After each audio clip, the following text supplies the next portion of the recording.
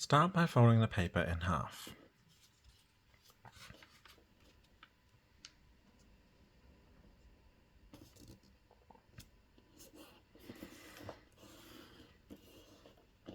And unfold.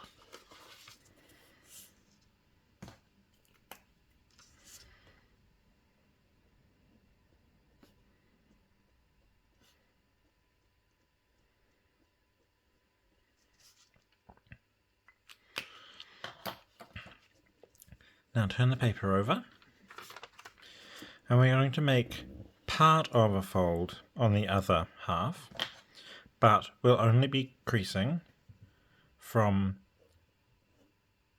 1/4 of the way in on this side, so halfway to the midline, and 1/4 of the way in on the other side, halfway to the midline again, leaving the middle part of the paper uncreased.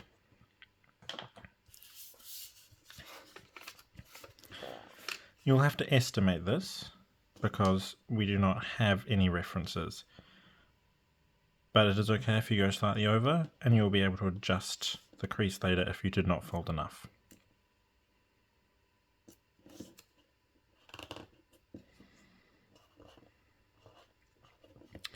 So I've only creased firmly here and here, and I'm guessing and hopefully leaving about half of this crease uncreased in the middle.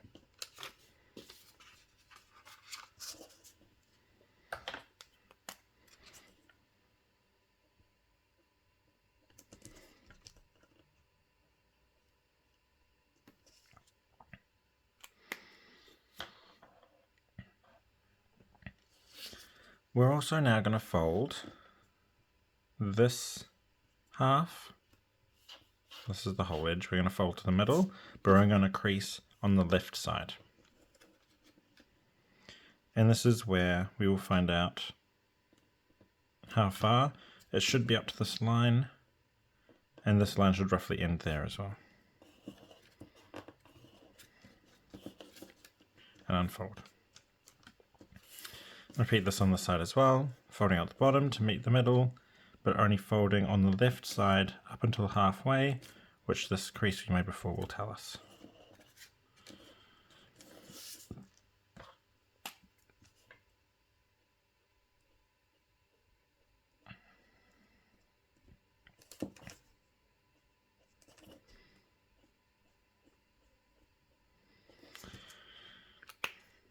These should meet here, giving us these little creases meeting at this point.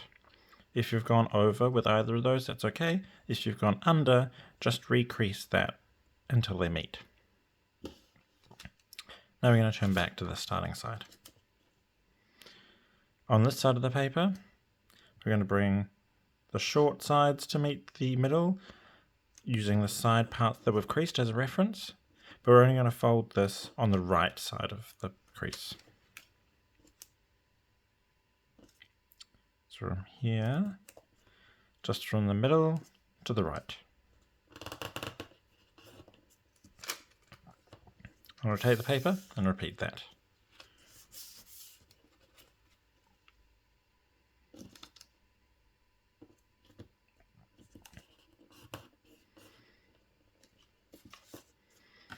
So we now have this fold.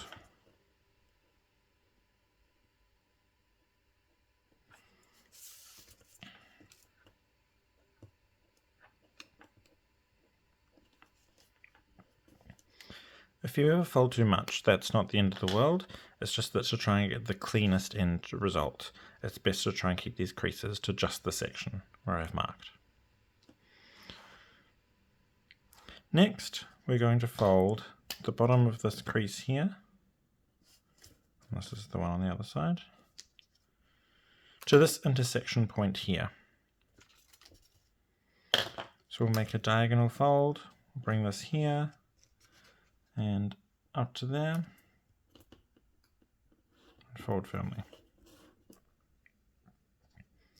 We're going to repeat this on this side, bringing this crease where it leaves the paper, up to this intersection point here, and crease. Now we're going to unfold one of those, but we're going to use the other one as part of the reference for the next fold. going to mark.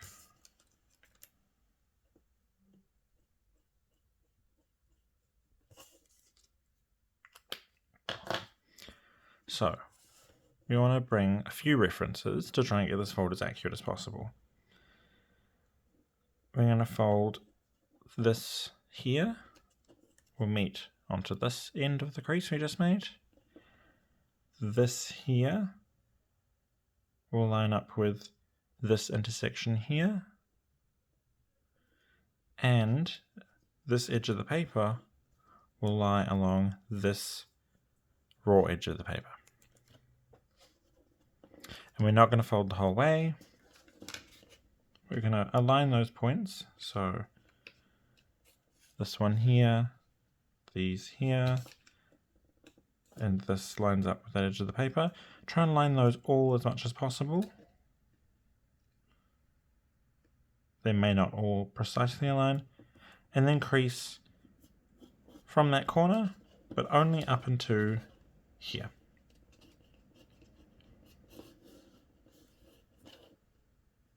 Stopping there. And that's the intersection here. So we've just creased this section.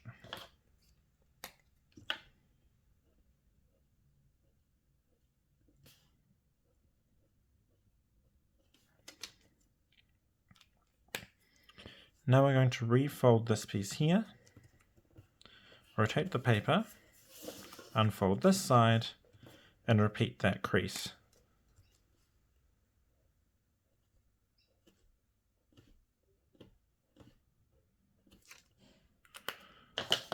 So we're aligning the end of this one with this end of the crease, this point with this piece here, which now has also the diagonal going through it, and this edge will align with the raw edge here.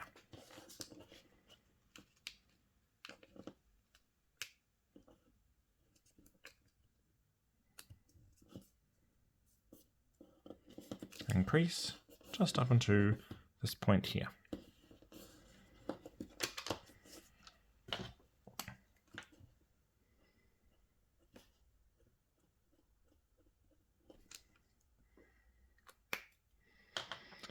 We're going to turn the paper over now and make a very similar fold. The references are almost exactly the same, just from different places. So where this vertical line leaves the paper, this one needs to be aligned with this edge, this intersection here, with this point, and so on.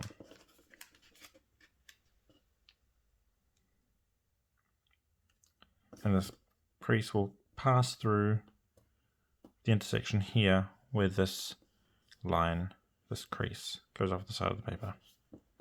And again, we're still only going to fold part of this, starting from here down to folding just 2/3 of this crease. And unfold.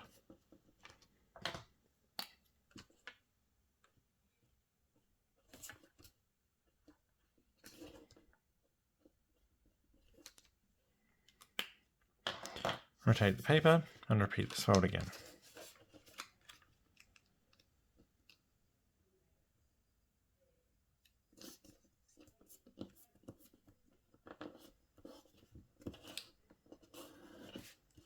Just folding up to here and unfold.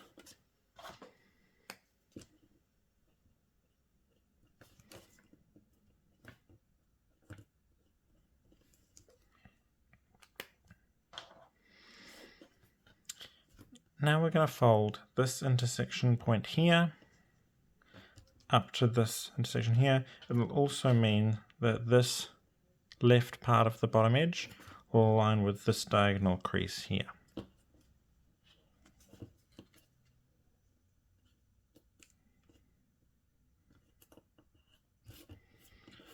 can crease that whole crease like this. And repeat on the other side.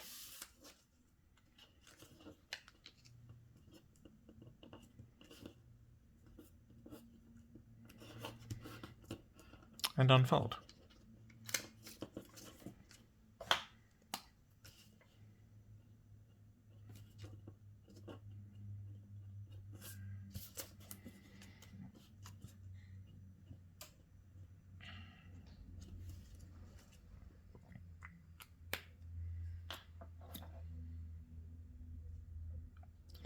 we're going to make a parallel fold to that now, but only fold half of the fold, and that's by aligning this edge now this time with this diagonal crease. So line it like this.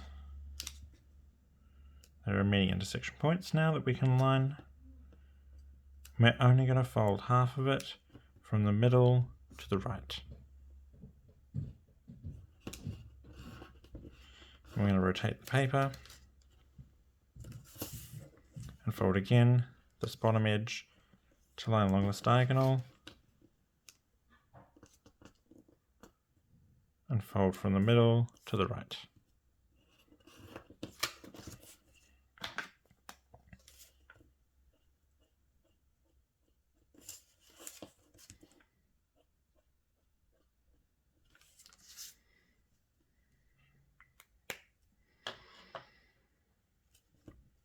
Now we're going to fold the bottom of the left edge to meet this diagonal crease, like this.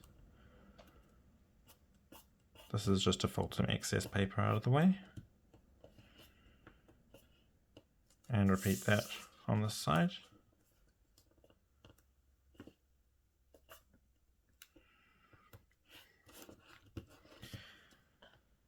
And then we can fold along that edge, that crease we just folded to, concealing that away like this. So up here.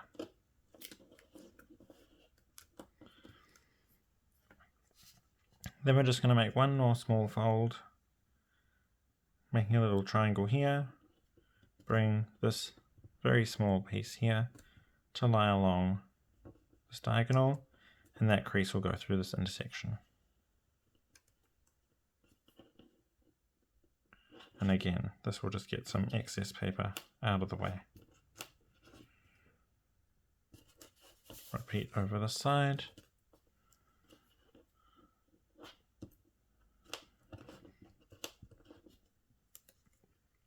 And turn back to the starting side.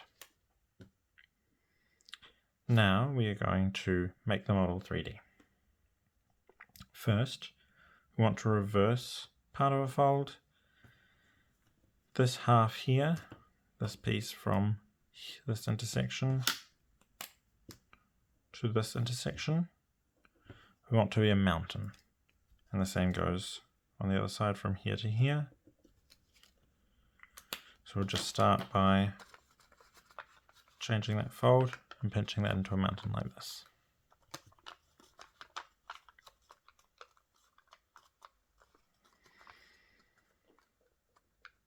We're also going to start making this mountain, and at the same time some valleys in here. So we'll swivel like this, if that's closed, and this piece along this valley comes towards you. Then you'll see this opens up here. There's this layer in here, we want that to open up as well. So make sure you grab that out. So there's actually coming out rather than inside. And then we're going to press that flat like this. These are all existing creases. Like that. We can also start at this point reinforcing this middle valley fold. And you'll notice that as we do this, this will tuck underneath like that. So we can have this sort of shape. Let's do that again over here. So make sure we make a mountain here. But at the moment this is pointing down. We want this piece to actually be concave. So we'll actually go like that. And then lift up. This one's already poking out. So again, on this one we can just push down and it will open out. If it's tucked inside and is lying flush with the inside layer, we don't want just two triangles, I guess. What we want is a triangle here and a triangle here, and then another half triangle. So if this one's tucked inside, reach in and grab that flap, so that when we squash down, it's an equilateral triangle, another equilateral triangle, and then half. And you can squish flat, bring these two together, and that'll allow us to squish everything nice and neatly.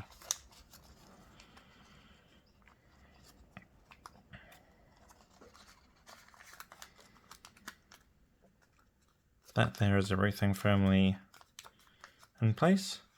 And then when we relax the model, we can allow it to just poke out a little bit, have a little bit of a gap in the middle, and a bit of a gap here as well where we will assemble.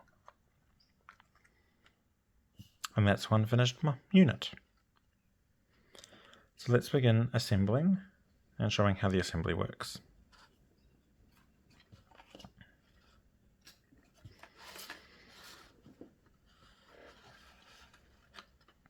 What you will want to do to assemble is to unfold this piece here so it pokes out. That will be our flap essentially, and the pocket is over here because this piece will tuck in over there of another unit.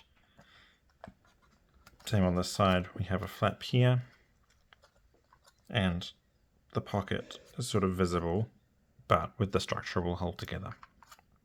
So for the first, you don't necessarily have to open, but I guess it's good practice for later on when it will become more difficult to assemble.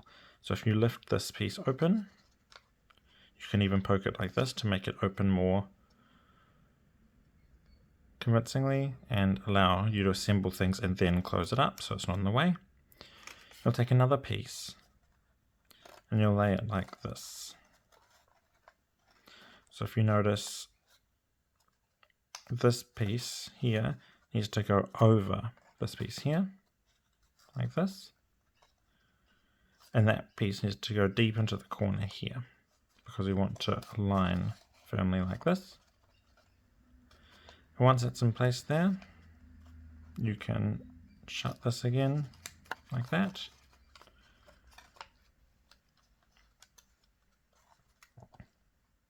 And it helps to put a clip here.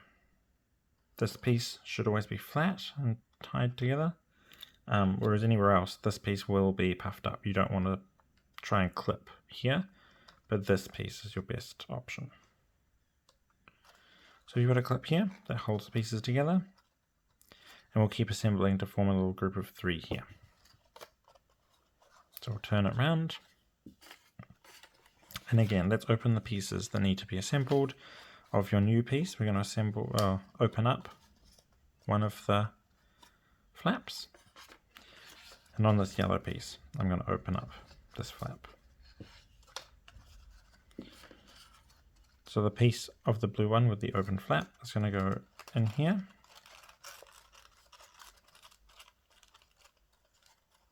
and we're going to tuck it onto there and put a clip. And then with the yellow, same thing. The blue goes inside the yellow. This comes all the way up as far as we can to meet that corner there. And then we will close the flap.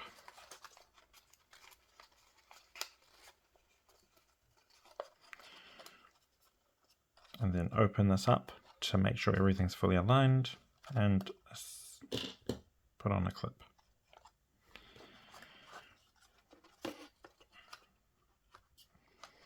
This should make this completely closed up, and that's your set of 3 connected. Keep making sets of 3 around these little triangles, and sets of 5 around these sort of pyramid points.